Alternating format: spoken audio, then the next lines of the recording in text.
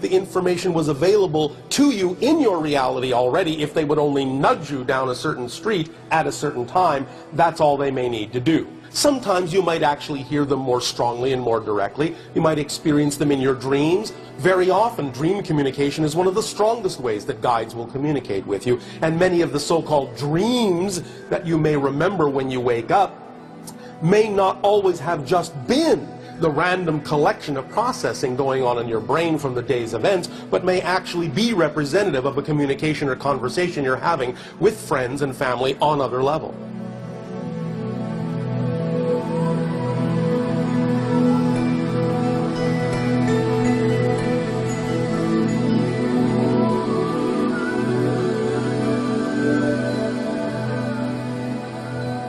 Emotional body creates the physical template.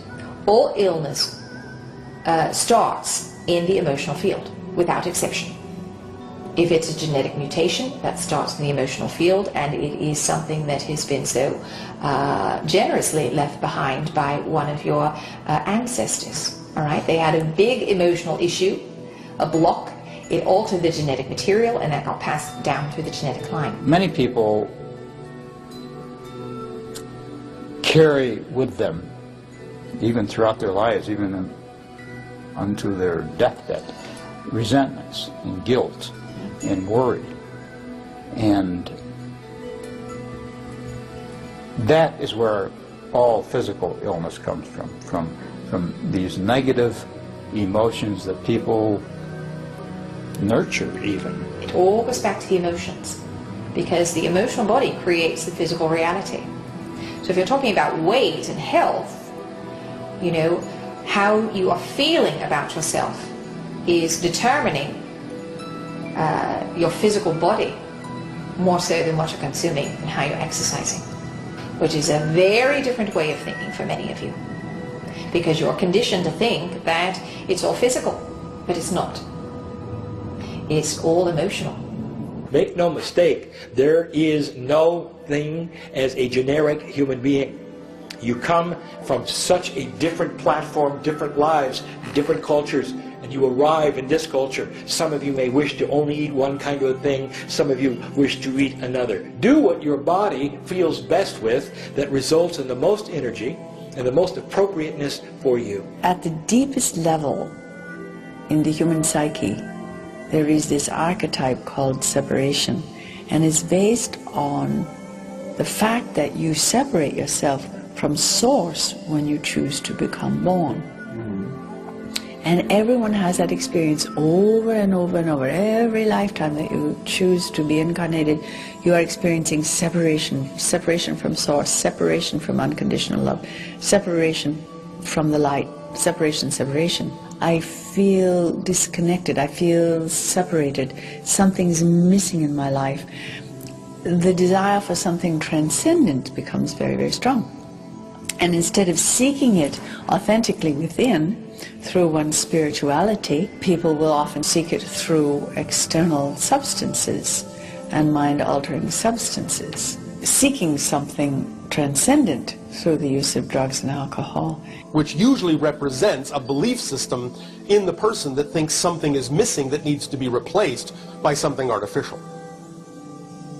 If that doesn't exist as a belief, then you will find that people will naturally ingest whatever food or liquid is in keeping with their best benefit.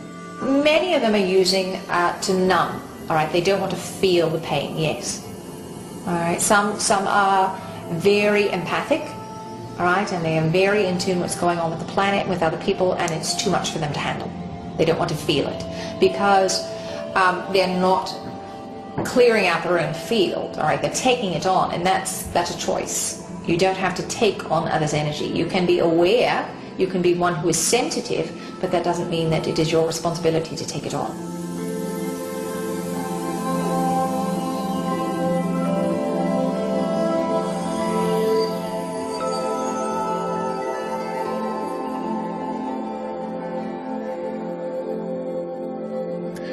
The new consciousness right now is about the I am. And while to some it may sound very selfish, it is actually about discovering yourself. Working on yourself is the greatest gift that you can give to humanity. And that sounds so self-centered and so negative, but that's how you've been conditioned. It is about putting yourself first, loving yourself first, taking care of yourself first, having compassion with yourself first, and knowing yourself first. If you want to keep someone from accessing their own power and helping to heal the planet or helping to heal mass consciousness, you're going to tell them that it's very selfish for them to look inside. Instead of worrying or being afraid of what's going on in the world around you, just focus on your own world. Then, and truly then, you are able to help humans, but you'll understand only humans that are choosing help. Look at your issues. Where are your buttons being pushed? Where do you feel fear? Where do you feel that you shrink away? You know when you've got a fear. All right? Many of you are quite aware of it and decide, you know, I really don't want to look at that. And so you don't. All right? And you know what we're talking about. There are times when you feel yourself tense up and you are conscious of it. So it is a choice. Learn to be with yourself. Go off and take a month, 40 days perhaps, as Yeshua did. Go off by yourself and learn to be with you. Learn that you don't need to steal energy from anyone else. There must be a balance between the intellect and what you would call the heart. And that person who is balanced, that human who is balanced, will show. You'll know them. For they will seem to be more gentle. They seem to be more open and less judgmental.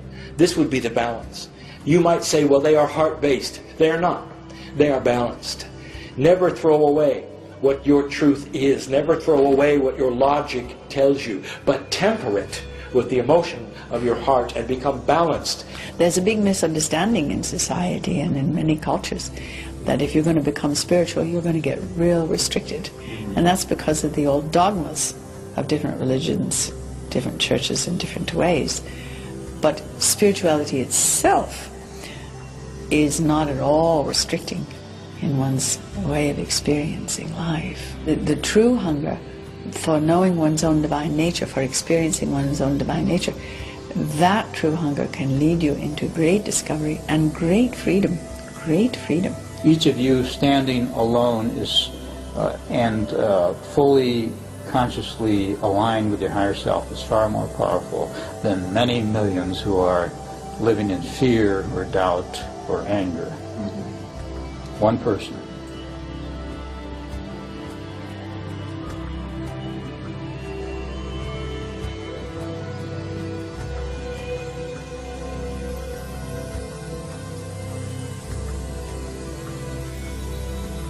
There's a great sage who likes to say, if you want enlightenment, lighten up. And certainly so, that is absolutely true. But we would suggest that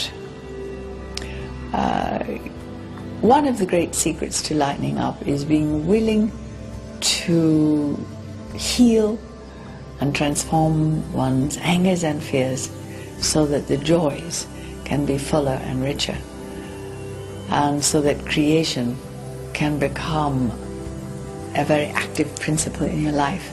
The foundation of our work here with John is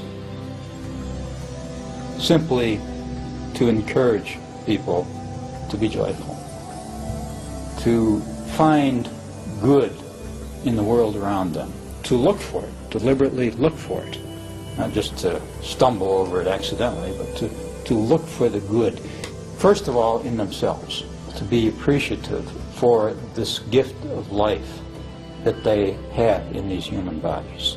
All of you are physical extensions of your God selves. Be joyful. Be joy. You know, you all are beautiful beings of light. All right, and we are very honored to have an opportunity to speak to you or to work with you. And you really are very special and very rare. This planet has some very beautiful things on it. And the range and expression of love is amazing.